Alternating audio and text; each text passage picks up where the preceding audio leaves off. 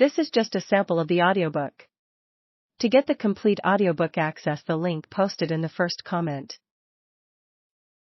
Behold me, then, as if alone upon the earth, having neither brother, relative, friend, or society, but my own thoughts, the most social and affectionate of men, proscribed, as it were, by unanimous consent.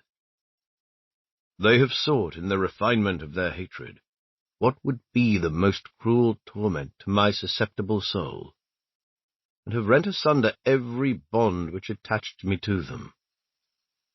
I should have loved mankind in spite of themselves, and it was only by throwing off humanity that they could avoid my affection. At length, then, behold them strangers, unknown, as indifferent to me as they desired to be. But thus detached from mankind and everything that relates to them, what am I? This remains to be sought. Unhappily, the search must be preceded by casting a glance on my own situation, since I must necessarily pass through this examination in order to judge between them and myself. It is now above 15 years since I have been in this strange situation, which yet appears to me like a dream, ever imagining that, disturbed by indigestion, I sleep uneasily, but shall soon awake, freed from my troubles, and surrounded by my friends. Yes, surely I have glided unconsciously from nightly watchings into profound sleep, or rather from life to death, dragged, I know not how, from the natural order of things. I find myself precipitated into an incomprehensible chaos, where I can distinguish nothing, and the more I consider my present situation, the less I seem to comprehend it. How could I possibly foresee the destiny that awaited me? Or how can I even now, though betrayed into this state, form any adequate idea of it?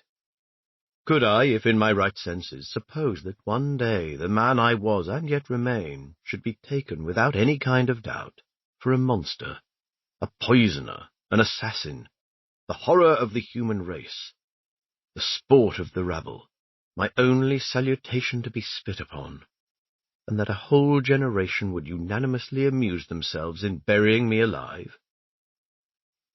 When this strange revolution first happened, taken by unawares, I was overwhelmed with astonishment.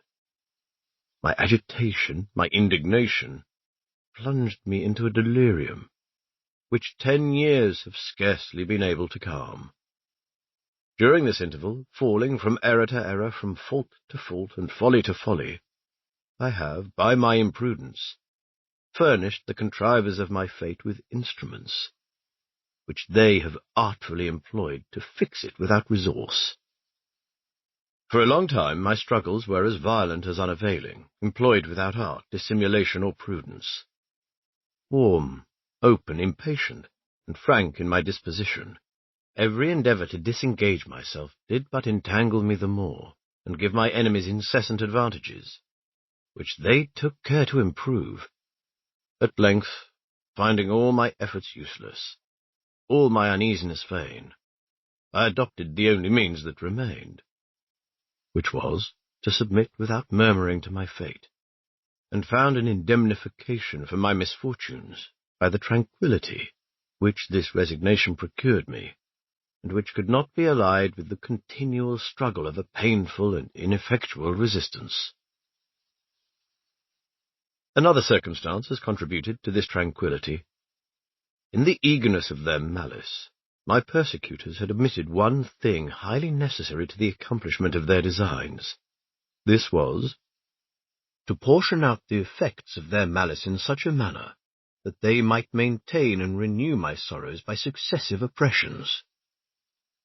Had they possessed the skill to have left me some beam of hope, they might have held me by that, and continued me their plaything by false lures, till at length they had totally overwhelmed me by successive torments, arising from deceived expectation. But they exhausted all their inventions at once, and in stripping me of every hope, deprived themselves of every resource.